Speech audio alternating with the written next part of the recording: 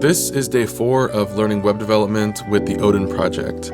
I finished this one last night around 3 in the morning. It took me a few hours.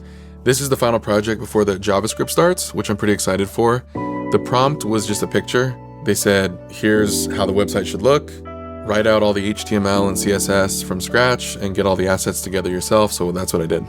I'm not sure if it was because I'm new or if I'm just a dumbass or if it was 3 in the morning or all 3 of those things, but I kept writing hyphens as equal signs. For example, when in the head section, when you do the meta and you specify the character set and you say UTF-8, I wrote UTF equals 8 instead of -8. And by the fucking way, there is no way I would have ever caught this because, the only way I did catch it was because after I'm done writing my code, I have one of my AI drones review it.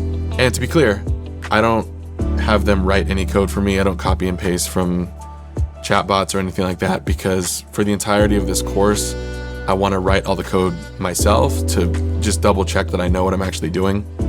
But I did create a custom model for code review, and what it does is analyze my code for best practices. But it doesn't just tell me, hey, you should do this. It links to a credible source so I can read more about it directly, rather than just assuming the AI is telling the truth to avoid hallucinations. So when I find something questionable, I have it linked to either W3 Schools or the Mozilla MDM web docs thing, and read about it more there. Another issue I ran into was I was trying to write accurate HTML using all the correct semantic tags, and on my first pass of the HTML, I left out the class names because it just hit me that in the Odin project, there was no section that said, oh, here's how you write effective class names. I kind of saw some of the patterns that they were using just by osmosis through the code examples they were showing. But there was no moment where they're like, here's a good strategy for this. So I just waited till I was done writing the HTML and then tried to quickly search for techniques about that after. The only real instruction they gave was just make sure they're hyphen separated. That's the project. Took me about 3 hours.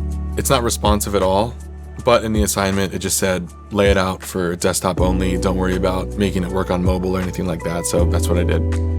And now I go on to JavaScript stuff.